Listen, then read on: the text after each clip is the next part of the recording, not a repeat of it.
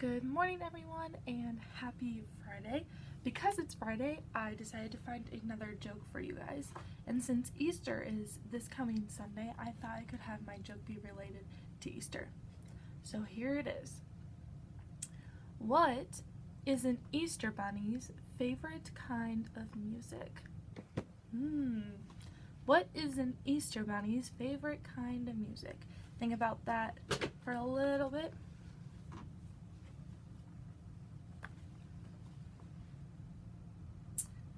Alright, here it is. What is an Easter bunny's favorite kind of music? Hip hop. Alright, so an Easter bunny's favorite kind of music is hip hop. Alright, so that was our joke for the day. If you have any Easter jokes that you would like to share with me and the rest of your classmates, go ahead and put them down in the comments below, and I would love to read them today or over the weekend. But for reading today, we are going to get started with Because of Winn-Dixie Chapter 5. Alright, so the last thing we read was Preacher telling Opal different character qualities about her mom. And we also discussed how that might have made Opal and the preacher feel while they discussed these qualities. Alright, so remember we talked about maybe Opal felt curious, maybe she was excited because she doesn't really know anything about her mom since she left her at such a young age. But with Preacher, we also said that he might have been a little sad or upset because thinking of all these memories could bring back the hurt that he felt when his wife left. But today, in Chapter 5, we're going to be in a different place rather than just the trailer park, which is where the past couple of chapters have been. Alright, so we're going to go ahead and read Chapter 5, which is on page 31. And while we read, I want you to think of different qualities for Winn-Dixie, because that's what we're going to work on today, is see if you can come up with different character qualities for Winn-Dixie. So here we go, Chapter 5. Winn-Dixie couldn't stand to be left alone. We found that out real quick. If me and the preacher went off and left him by himself in the trailer, he pulled all the cushions off the couch and all the toilet paper off the roll. So when we started tying him up outside with a rope when we left, that didn't work either. Winn-Dixie howled until Samuel, Mrs. Detweiler's dog, started howling too. It was exactly the kind of noise that people in an all-adult trailer park do not like to hear. He just doesn't want to be left alone, I told the preacher. That's all. Let's take him with us. I could understand the way Winn-Dixie felt. Getting left behind probably made his heart feel empty. After a while, the preacher gave in, and everywhere we went, we took Winn-Dixie, even to church. The Open Arms Baptist Church of Naomi isn't a regular looking church. The building used to be a Picket Quick store, and when you walk in the front door, the first thing you see is the Picket Quick motto. It's written on the floor in little tiny red tiles that make great big letters that say, "Pick, pick, pick, quick, quick, quick." The preacher tried painting over those tiles, but the letters won't stay covered up, and so the preacher has just given up and let them be. The other thing about the Open Arms that is different from other churches is there aren't any pews. People bring in their own fold-up chairs and lawn chairs, and so sometimes it looks more like the congregation is watching a parade or sitting at a barbecue instead of being at church. It's kind of a strange church, and I thought Winn-Dixie would fit right in. But the first time we brought Winn-Dixie to the Open Arms, the preacher tied him outside the front door. Why did we bring him all the way here just to tie him up? I asked the preacher. Because dogs don't belong in church, Opal, the preacher said. That's why. He tied Winn-Dixie up to a tree and said how there was lots of shade for him and that it ought to work out real good. Well, it didn't. The service started, and there was some singing and some sharing and some praying, and then the preacher started preaching. And he wasn't but 2 or 3 words into his sermon when there was a terrible howl coming from outside. The preacher tried to ignore it. "Today," he said. "Ow!" said Winn-Dixie. "Please," said the preacher. "Ow!" said Winn-Dixie back. "Friends," said the preacher. "Ow!" wailed Winn-Dixie. Everyone turned in their lawn chairs and fold-up chairs and looked at one another. "Opal," said the preacher. "Ow!" said Winn-Dixie. "Yes, sir," I said. "Go get that dog," he yelled. "Yes, sir," I said back. I went outside and untied Winn-Dixie and brought him inside, and he sat down beside me and smiled up at the preacher, and the preacher couldn't help it. He smiled back. Winn-Dixie had that effect on him. Alright, we'll pause there for a second, because we've already learned one characteristic about Winn-Dixie, and they've given us 2 different scenarios to learn about it. So the one was at the trailer park, and then the other was at church. So think about it if you need to go back in the chapter. What do you think is one character quality that we can say about Winn-Dixie? Or what is something that we know about Winn-Dixie just from this chapter?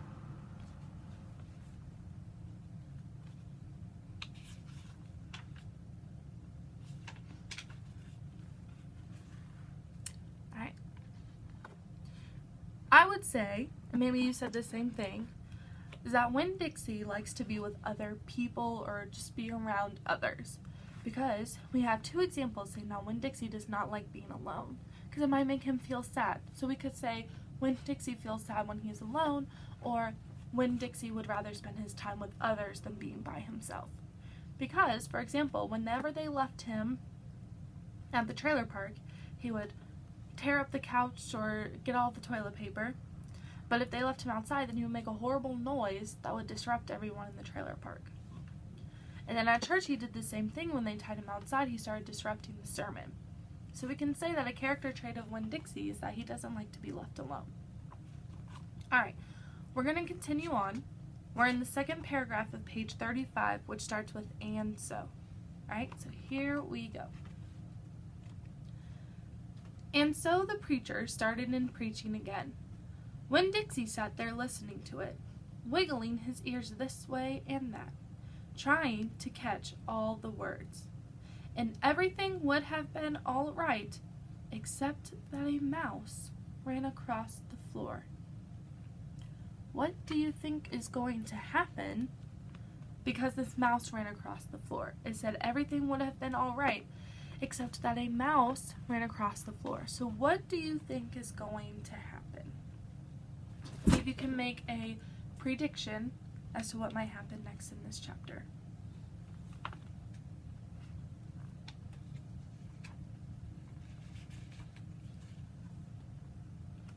Alright. Maybe you said Winn-Dixie might go get the mouse. Maybe you said people will see the mouse and get freaked out. Alright, those are 2 possible scenarios. If you thought of different ones, excellent. Alright, let's see if any of your predictions came true. So now we're in the 3rd paragraph of the same page, 35, and it starts with "the open arms." The open arms had mice. They were there from when it was a picket quick, and there were lots of good things to eat in the building. And when the picket quick became the Open Arms Baptist Church of Naomi, the mice stayed around to eat all the leftover crumbs from the potluck suppers. The preacher kept on saying he was going to have to do something about them, but he never did. Because the truth is, he couldn't stand the thought of hurting anything, even a mouse. Well, Winn-Dixie saw that mouse, and he was up and after him.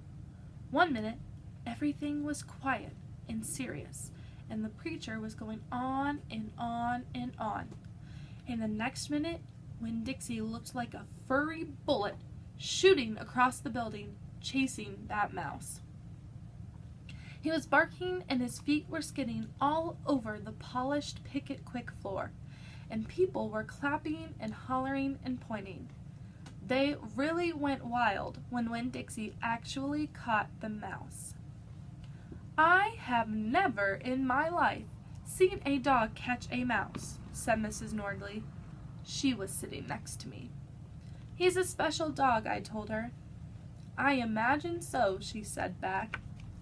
Winn-Dixie stood up there in front of the whole church, wagging his tail and holding the mouse real careful in his mouth, holding on to him tight but not squishing him. "I believe that mutt has got some retriever in him," said somebody behind me. "That's a hunting dog." Winn-Dixie took the mouse over to the preacher and dropped it at his feet. And when the mouse tried to get away, Winn-Dixie put his paw right on the mouse's tail.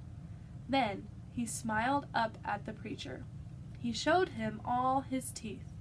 The preacher looked down at the mouse. He looked at Winn-Dixie. He looked at me. He rubbed his nose. It got real quiet in the Picket Quick. "Let us pray," the preacher finally said, "for this mouse." And everybody started laughing and clapping. The preacher picked up the mouse by the tail and walked and threw it out the front door of the Picket Quick, and everybody applauded again. Then he came back and we all prayed together. I prayed for my mama. I told God how much she would have enjoyed hearing the story of Winn-Dixie catching that mouse. It would have made her laugh. I asked God if maybe I could be the one to tell her that story someday. And then I talked to God about how I was lonely in Naomi because I didn't know that many kids, only the ones from church. And there weren't that many kids at the Open Arms, just Dunlap and Stevie Dewberry, two brothers who weren't twins but looked like they were. And Amanda Wilkinson, whose face was always pinched up like she was smelling something real bad. And Sweetie Pie Thomas, who was only 5 years old and still mostly a baby. And none of them wanted to be my friend anyways, because they probably thought I'd tell on them to the preacher for every little thing they did wrong. And then they would get in trouble with God and their parents. So I told God that I was lonely, even having Winn-Dixie. And finally, I prayed for the mouse, like the preacher suggested.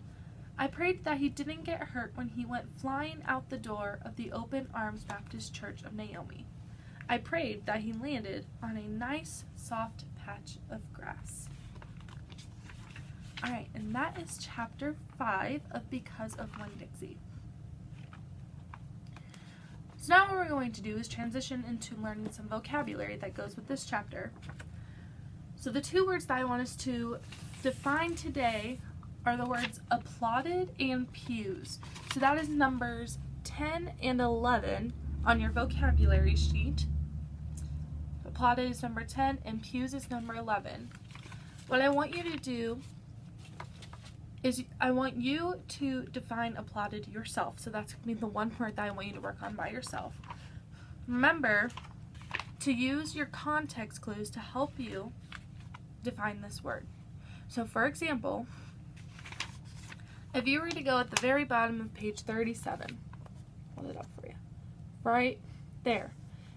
If we start reading here on page 37, this is the context clues that we can use to help define applauded.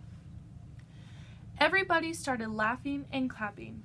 The preacher picked up the mouse by the tail and walked and threw it out the front door of the Picket Quick, and everybody applauded again. Alright, so see if you can use those context clues to help you define the word applauded. Alright, our next word is pews. So in the book, it's on page 30.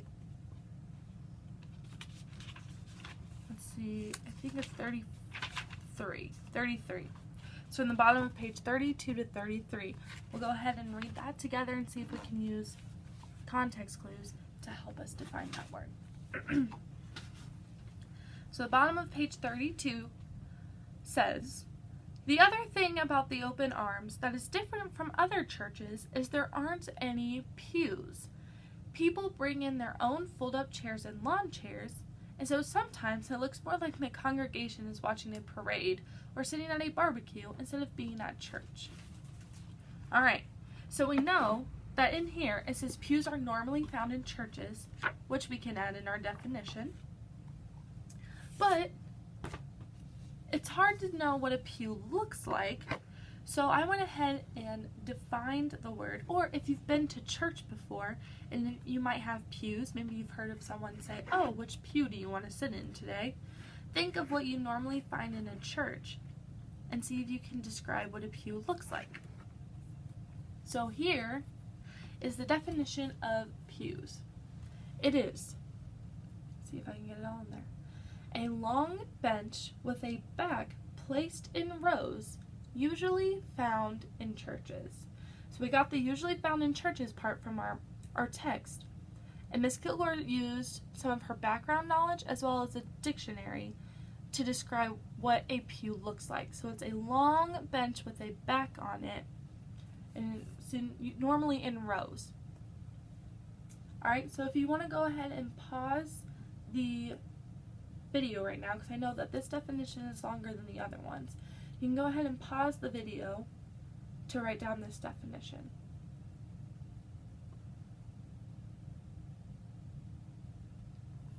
Alright, so that is the definition of pews. Remember to use your context clues or a dictionary to help you define the word applauded. And those are the 2 vocabulary terms for the day. What I want to move on to next is going over the character traits of Winn-Dixie. So in your packet, which I just had, you'll notice the last page is labeled characters. Let me get this folded. Alright, you should have things written out for Opal because we worked on that on Tuesday or Wednesday. And our next character is Winn-Dixie. So I'm going to go ahead and underline those or circle them, that way we know which ones. So Opal and Winn-Dixie. These are the 2 characters that I want you to fill out. I know the character is what? So for example, Opal, we said I know the character is kind because she took Winn-Dixie home with her, and then hopefully you have a page number for textual evidence.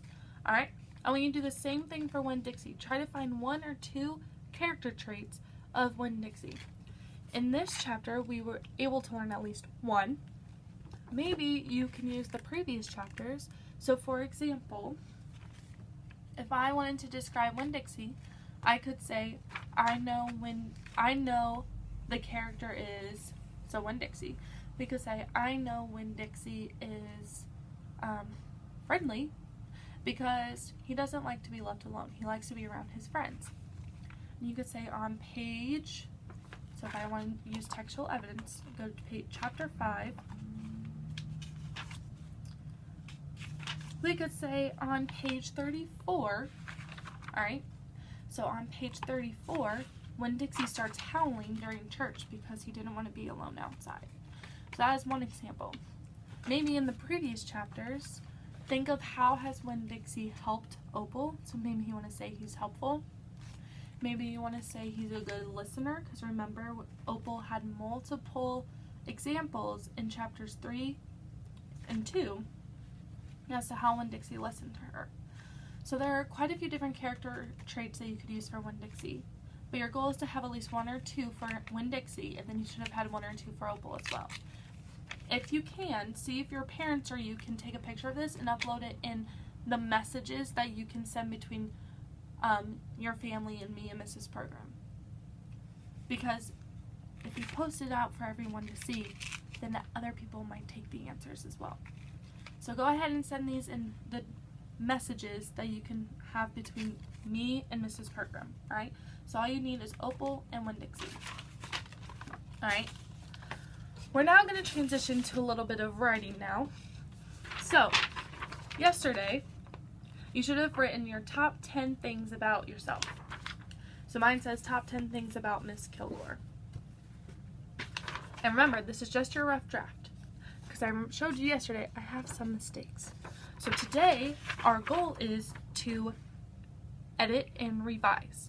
Alright? So maybe you'll take a pencil, or you might take a colorful pen. I have pink. And maybe you remember, when we do the editing process in writing, who edits the paper first? Yourself. So, you are going to today go through and edit it yourself. So you're going to go through each sentence. So for example, my first sentence says, I am left-handed. And this is what it looks like. I am left-handed. Alright. Well, for starters, I know that my I needs to be capitalized. So maybe I'll make the little capitalization symbol underneath to know that I need to capitalize it. I am left-handed. I know hand is spelled H-A-N-D, so there should be an N here. So what I might do is cross this out and write handed. Alright, so now it's spelled correctly. But there's one more thing that I'm forgetting. What am I forgetting in my sentence? Punctuation. So I'm going to have to make sure I add punctuation at the end of my sentence. Alright, so let's go to the next one. Number 2 says, I love to sing and listen to music. Alright, looks like I have the capital letter. I think I spelled all of my words correctly, and I have punctuation. And I feel like I have enough detail in that sentence to where I shouldn't have to add anything else. So let's go to the next sentence. I have one sibling. Well, it's true that I have one sibling, but that doesn't give my reader a lot of detail as to whether is my sibling older than me, is my sibling younger than me, do I have a brother, do I have a sister? So what I'm going to do is just circle number 3. That way it shows me that I need to add more detail. So maybe what I'll say is I have, instead of saying just one sibling, I'm going to go ahead and cross that out. Maybe I can say I have a younger brother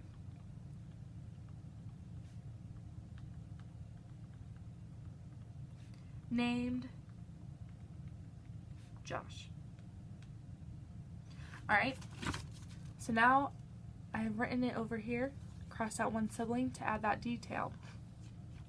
So I have a younger brother named Josh. So that gives my readers a lot more detail. Oh, okay, she has a brother who's younger than her, and she even gave us his name. And then lastly, I need to make sure I add my punctuation.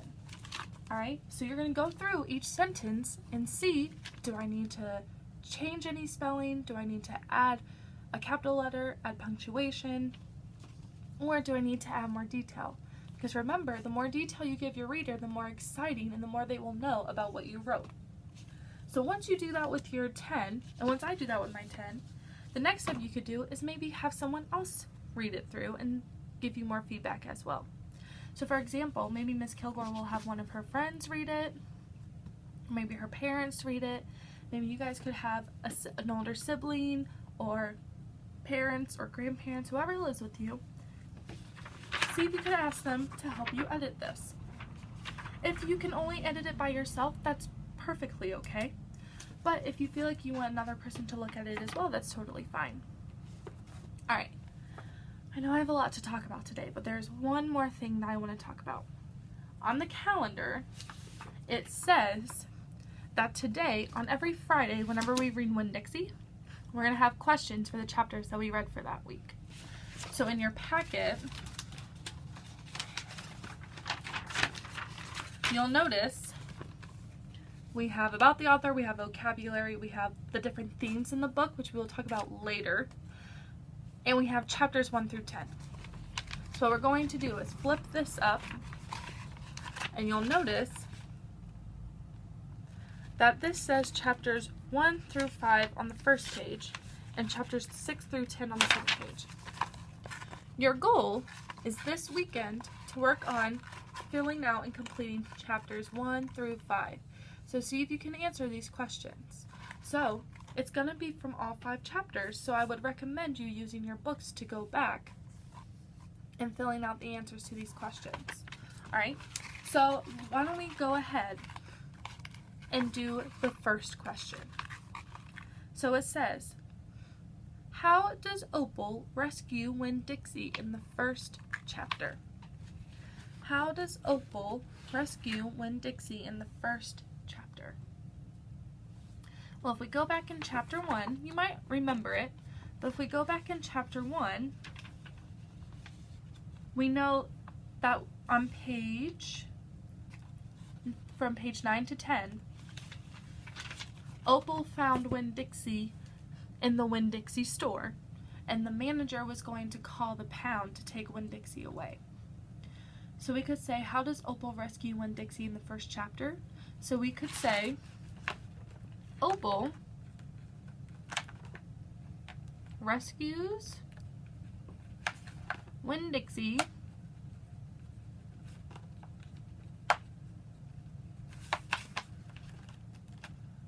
by saying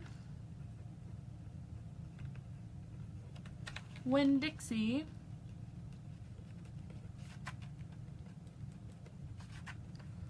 is her dog. And maybe I'll even put the page number in parentheses so I know where I found my answer. So I believe that was page number 10. Period. Alright? So here is what your first one could look like. So Opal rescues Winn-Dixie by saying Winn-Dixie is her dog. Page 10. Alright? So then you only have 7 more questions to answer. And all the answers will be found in your text. Alright?